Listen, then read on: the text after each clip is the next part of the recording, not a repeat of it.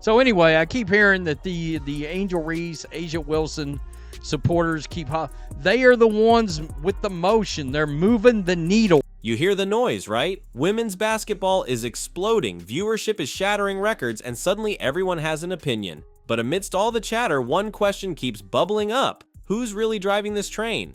We're told it's a shared effort, that rising stars like Angel Reese are just as responsible for packing arenas and drawing eyes as anyone else. Reese herself has been vocal, claiming she's a core reason for this newfound attention. But then the numbers dropped. One specific undeniable metric landed like a bombshell, cutting through the opinions, the narratives, and the carefully crafted social media hype. It didn't just suggest a difference in impact, it exposed a chasm, and the name at the epicenter wasn't the one dominating the controversy headlines. The real question wasn't if Caitlin Clark was leading the charge, but by how astronomically far. I'll look back in 20 years and be like, yeah, the reason why we're watching women's basketball is not just because of one person. She refuses to say Caitlin Clark's name. It's because of Me Too, and I want you to realize that. Angel Reese hasn't been shy about her perceived role in the WNBA's surge.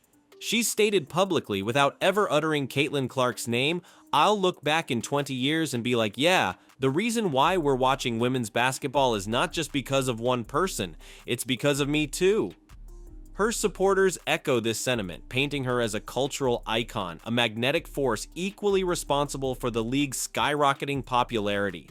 They argue her style, her edge, her willingness to speak out are shifting the culture and bringing in a new wave of fans. While this narrative gained traction online, a different kind of storm was brewing elsewhere, a phenomenon centered around Iowa's, then Indiana's number 22. The buzz around Caitlin Clark felt different, less manufactured, more organic, building with every logo 3 and record broken. The stage was set for a reality check, and it was about to arrive in the form of cold, hard data. So, what happens when what I think is probably the far and away the most popular female athlete there is in existence right now, Caitlin Clark? What happens when her jersey sales are revealed in a very important period, by the way? September 1 through November 3rd would be some prime Christmas area. Just pointing that out. Then came the stat that silenced the noise. During the WNBA's most crucial sales period, covering the draft buzz and the lead up to the season, the official jersey sales numbers were revealed. Forget the debates, forget the Twitter arguments, forget the carefully curated highlight reels. The numbers told a story impossible to ignore. Caitlin Clark, the rookie sensation, didn't just lead the WNBA in jersey sales, she obliterated the competition. Established stars, league veterans, other promising rookies, none came close. The most sought-after jersey in women's professional basketball belonged to Clark. It was a staggering confirmation of her draw, a quantifiable measure of fan excitement and investment. But that wasn't the whole story, not even close. The true depth of her impact was about to become crystal clear when stacked against a much larger league. When Adam Silver was trying to get Caitlin Clark in the three-point shooting contest in the All-Star weekend, it was because he needed her more than she needed them. All right? That because of the popularity, what it was she could draw in. Fact is, a lot of her ratings in games last year beat a hell of a lot of regular season NBA games. That's how she moves the needle. Hold on to your hats, because this is where the story transcends the WNBA entirely. Caitlin Clark's jersey didn't just top the women's league, it broke into the stratosphere of the NBA. When ranked against all basketball players, male or female, during that key sales window, only one name outsold Caitlin Clark: Steph Curry. Let that sink in. A rookie player in the WNBA, just entering the league, outsold LeBron James, Kevin Durant, Jason Tatum, every single superstar in the men's game except arguably the most popular basketball player on the planet. This wasn't just impressive, it was unprecedented. It signaled a seismic shift in marketability and mainstream appeal. And while Clark was rubbing shoulders with NBA royalty on the sales charts, where was Angel Reese? Not just absent from the NBA comparison list, but conspicuously missing from the WNBA's top 10 altogether. The gap wasn't just noticeable, it was monumental, hinting that the narrative needed a serious correction. What does that mean? We deserve more. Of course, Everybody. I agree. Everybody. I agree with that. But we gotta get face the consequences. What? Damn, we gotta get it up. Y'all gotta like deal with y'all. something. Y'all gotta do something. And here's what makes Clark's dominance even more undeniable. She's doing it from Indiana. No disrespect to the Fever or the state, but in sports business terms, Indiana is considered a small market. It's not Los Angeles, New York, or Chicago, cities with massive media infrastructure and inherent promotional advantages. Typically, reaching the sales heights Clark achieved requires the spotlight of a major coastal market, yet Clark has turned Indianapolis into the unlikely epicenter of the basketball universe. She didn't need the bright lights of a media giant, she became the giant, proving that her appeal isn't reliant on location, but on her sheer star power. Suddenly, Indiana Fever games are the hottest ticket in the league, discussed constantly on national sports shows. Contrast this with Angel Reese playing in Chicago, a major media market. While Reese certainly generates headlines and social media buzz, that buzz isn't translating into the same level of tangible economic impact like jersey sales or league-wide ticket demand originating from her specific presence. Clark is rewriting the rules, demonstrating that transcendent talent and connection can overcome traditional market limitations, but her impact wasn't just confined to merchandise. You see the top selling jerseys. Steph Curry is number one, and who's that? Tell me who this is. Caitlin Clark is number 2. This phenomenon extends far beyond just the jerseys hanging in closets.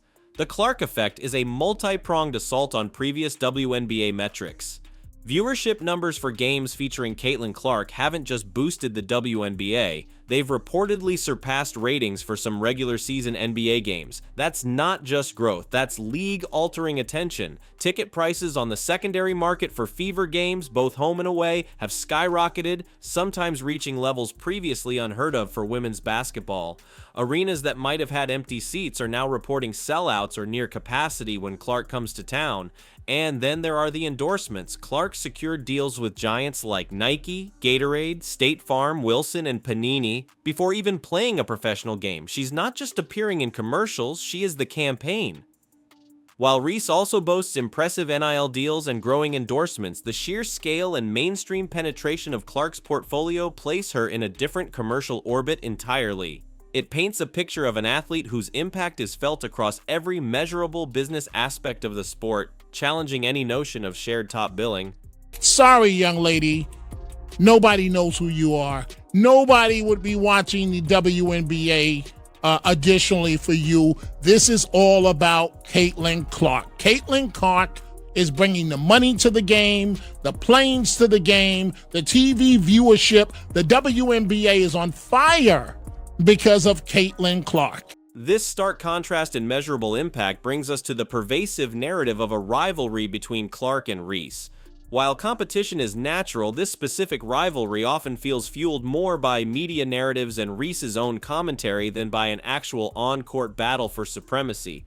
Reese has frequently used podcasts and interviews to discuss perceived slights in her role in the game's growth, sometimes framing it in direct opposition to the attention Clark receives. Her supporters amplify this, portraying her as the edgy counterpoint to Clark's perceived mainstream appeal. But while Reese is talking about the game, Clark is relentlessly defining it.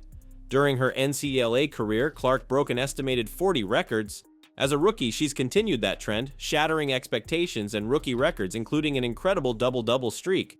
She seems focused on letting her historic performance do the talking. When one player is consistently setting records and driving league economics, while the other spends significant energy discussing media treatment and manufacturing conflict, the term rivalry starts to feel asymmetrical. It seems less like a battle between equals and more like one player running laps while the other is focused on the commentary booth. And perhaps another factor explains the difference in fan investment. Caitlin Clark plays for the Indiana Fever. In Indiana. Now, in sports terms, Indiana is considered, quote unquote, a small market. All right, that's just a fact. It is what it is. It's not New York. It's not LA. All right, it's not even Dallas. It's not Chicago. It's not Houston. It's not a big market. All right, it's not one of these juiced up markets. Boston would be the other one. And that is Caitlin Clark But performance and sales figures only tell part of the story. There's an intangible element at play: fan connection and likability. Rightly or wrongly, perception matters when fans decide who to root for and where to spend their money. Caitlin Clark, despite facing intense scrutiny, physical play, and media pressure, has largely maintained an image of poise and focus on basketball. She engages with fans, signs autographs, and generally avoids public spats or controversies unrelated to the game itself. This approach seems to foster a deep sense of loyalty and admiration among a massive fan base. Angel Reese, on the other hand, cultivates a different persona, one that is often described as more confrontational and edgy. While this appeals strongly to her dedicated base, certain actions like publicly telling critical fans on her own podcast to shut the F up can alienate potential broader support. It raises the question, does that combative online energy translate into the kind of widespread appeal needed to sell jerseys in historic numbers or pack arenas nationwide? Talent gets you noticed, but character, or at least the perception of it, often builds the kind of dedicated following that drives merchandise sales and unwavering support, suggesting Clark's approach might be resonating more broadly. This leads directly to debunking a common criticism lobbed at Clark. This should tell everybody that wants to argue for these other players in the WNBA all they need to know. Let's tackle the persistent whisper. Caitlin Clark is just a media creation. It's an easy narrative to push when someone gets this much attention this fast, but the evidence screams otherwise. Media hype can get you headlines, maybe a few clicks, maybe a temporary bump in social media followers. What media hype cannot do is force thousands of people to spend hundreds, even thousands of dollars on resale tickets. It can't magically fill arenas in visiting cities that previously saw sparse crowds. It can't drive jersey sales to levels rivaling the biggest male athletes on earth, especially from a smaller market base. That kind of economic tsunami isn't manufactured by ESPN segments or morning show appearances. It's generated by genuine organic demand. Fans are actively seeking her out, spending their hard-earned money, rearranging their schedules to watch her play. This is consumer behavior driven by connection, excitement, and witnessing history, not by a coordinated PR push. Contrast that with a narrative heavily reliant on viral moments, controversial quotes, and consistent media commentary about impact, rather than undeniable proof of impact on the same scale. One feels built from the ground up by the fans, the other often feels constructed from the top down, and this difference fundamentally redefines what true influence looks like. How far is the gap? How far is the gap between Caitlin Clark and her popularity and anybody else in the WNBA? That gap has got to be like the Grand Canyon. That's like she's in a different area code. She's in a different state, maybe a different country. There are no other WNBA players on this list. Angel Reese is not on there. All right? She is nowhere to be found. So what does it actually mean to move the needle in professional sports? Is it about generating clicks through provocative statements or online arguments? Is it about securing a certain number of TikTok views or trending hashtags? Or is it about something far more substantial?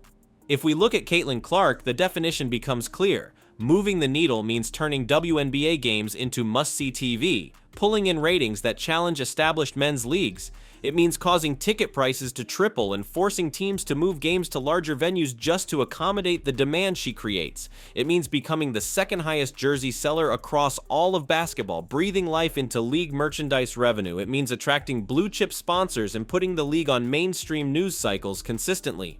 That's tangible, economic, league-altering impact. Now compare that to the metrics often surrounding Angel Reese's claims: social media engagement, cultural commentary, generating debate.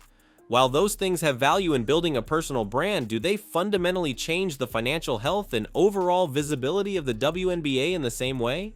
The data suggests a stark difference. One player is demonstrably reshaping the entire business model of the league through overwhelming fan demand and performance.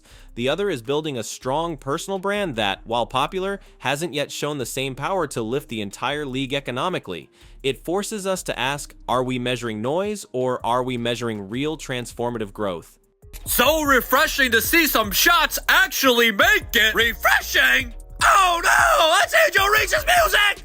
Bang! You like Mustangs?